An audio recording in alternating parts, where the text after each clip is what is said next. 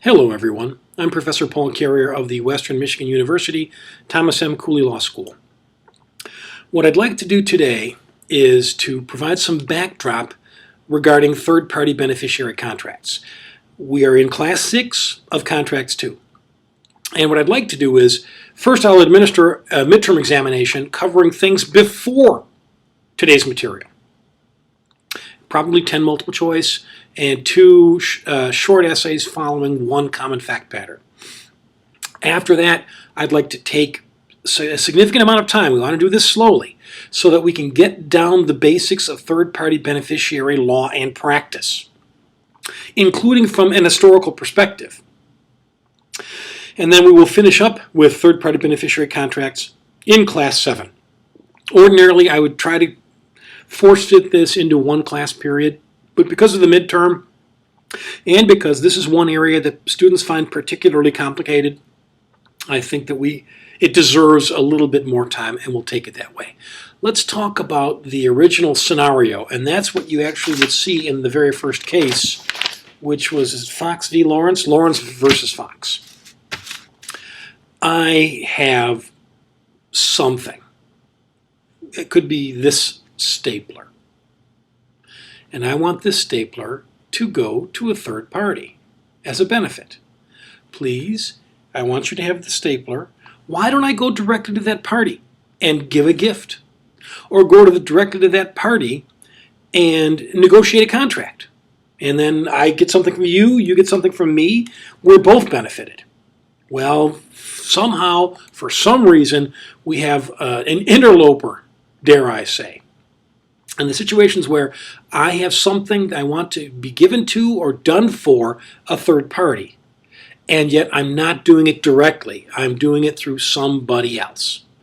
A good example would be life insurance. I don't hand the value of my life to the third party who I want to be my beneficiary.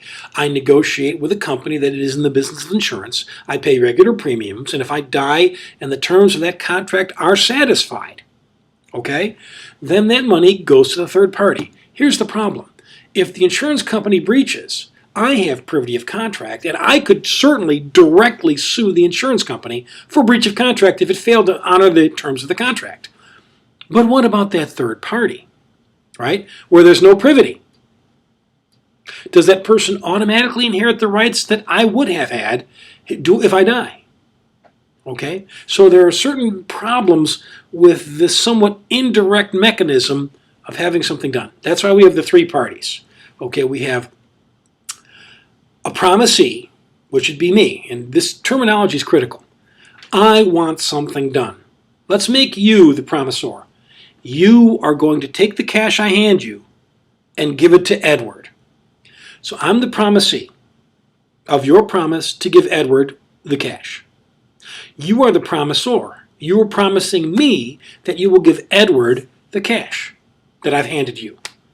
What is Edward? Right? He's not in the room with us. He is not at this point doing anything specific to earn that cash. So there's no privity between the person who's supposed to do the act, turn over the cash, and the person who's supposed to receive it, the third-party beneficiary. And in common law, that was problematic. And there are a few reasons why, and this might help for you to understand. First, we could all sit in the same room. And I could say, there's Ed, here's you, here's me. I want the cash to go to Ed, but not until he turns 18 next week. So I give you the cash, and Edward signs and gives you a dime, and I sign and give you the cash, and I give you $1 for your services. So we have privity, and I've given you something, and I get something, you get something. And then there's privity with the other party who's there to give a dime. I see that I'm supposed to get the cash. I want to thank you for that and pay you for that. Here's my consideration for you giving me the cash. And that way, that party who would be the promisor could be attacked by both parties in that situation. Or we could simply have a novation. I walk in with cash. I hand it to you, the promisor. Third-party beneficiary comes in and says, oh, I see that Professor Carrier wants me to have the cash and for you to give it to me. Professor Carrier is in ill health and he may die. So why don't we agree, and he will walk away or he'll die, But you and I, third-party beneficiary and promisor, can agree. Here's an extra 10 cents. Now you owe me that duty. And I have privity with you. So you have it with Professor Carrier, but you also have it with me. And if we let Professor Carrier walk away, then it's just you and me. We have privity and we can sue each other for breach. So that would be a novation. If the party who's the promisee who ultimately wants something done, but it's another party that's actually going through the machinations of that act, you can set up a novation to get rid of that promisee, and then the third-party beneficiary and the promisor now become, obligor obligee to each other. And the original party who set this up moves out under a novation. The law at common law also recognized the trust. Okay, and this was always possible, and perhaps the dislike of the common law for third-party beneficiary law is based on the fact that you could always set up a trust, which is the right way of doing things. And that would be where someone like me would walk up to a company and say, I need money to go to a third-party beneficiary, or I need an act done for a third-party beneficiary. I am unable to do it for some reason, and I want you to do it. Not as just a contractual party to me, but as a trustee of a legally established trust. So I will write the terms of the trust. You will agree to be the trustee. You will be paid as the trustee.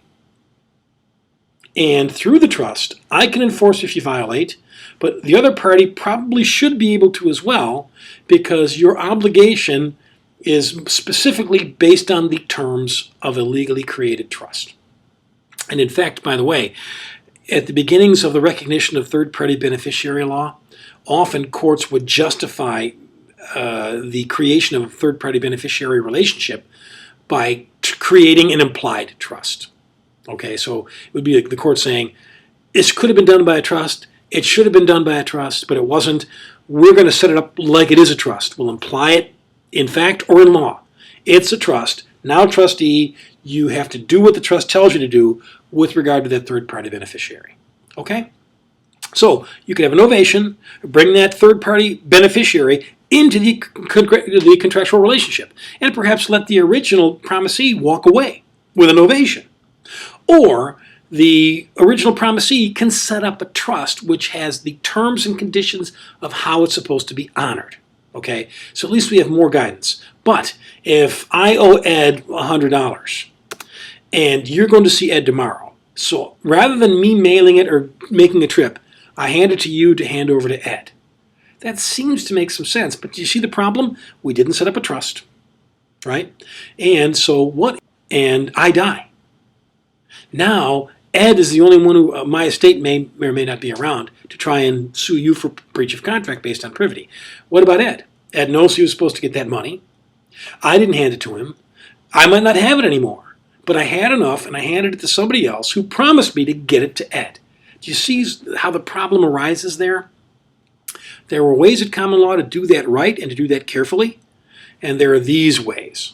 Okay, and so at first, third-party beneficiary rules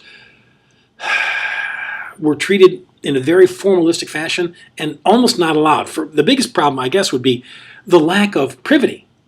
But keep in mind as well the possibility of a lack of consideration. What did that third-party beneficiary do for this other party's promise to act? Maybe that other party owes me a duty, but maybe he or she doesn't. So what is the consideration link between the third-party beneficiary and the promisor who made me, the promisee, an obligation? And that has been problematic. Over time, we started to recognize, as common law marched toward modern law, several examples of where we would recognize the ability of that third-party beneficiary to actually be able to enforce his or her own rights when I'm completely unable or unwilling to do so. Okay, so you have an idea of, I hope, what the problem is with consideration and with privity of two other parties, and old common law ways of actually doing it right, which is why originally third-party beneficiary law 200 years ago almost didn't exist. It was very difficult to do. I mean, if you worked with an insurance company and said specifically, I'm hiring you and paying you premiums so that if I die, it goes to someone else. At least we have a contract, if not a trust. We have a contract that clearly spells out, and I have to give that insurance company some part of that premium in payment for its obligation to make payment to that third-party beneficiary. Hopefully this will be done by the time we finish Class 7. You'll become very clear on the concept of intended beneficiaries and incidental beneficiaries. And if we go through the problems slowly enough, I think you'll see enough examples so that that idea will make itself manifest, because that's a very critical distinction in the ability of a third-party beneficiary to actually assert legally his or her rights. Okay, let's see what I'd like to cover next. I already did that. Well, at this point, maybe let's talk a little bit about the cases. Terminology is going to be very important. Okay, so you're going to have to be familiar with the concepts of obligor and obligee, third-party beneficiary, creditor, debtor, third-party beneficiary, promisor, promisee, third-party beneficiary, which, by the way, exists simultaneously with one of those other two. So, for example, you could have an obligor, obligee, third-party beneficiary relationship, which at the same time has this promisor, promisee, third-party beneficiary relationship.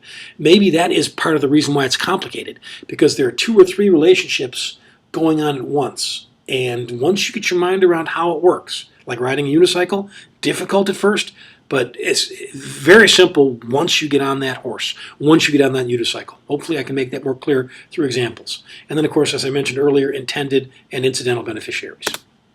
In Lawrence versus Fox, somebody owed money to, let's see, Lawrence. Holly owed money to Lawrence. Holly didn't give that money directly to Lawrence. Holly gave the money to Fox. Fox had promised Holly, don't worry, give me the cash and I will give it to Lawrence. And then when I give it to Lawrence, your obligation to Lawrence will be free. You owe him. When I give him the money, you'll be absolved from liability. You will have honored your debt to him and everything will be fine.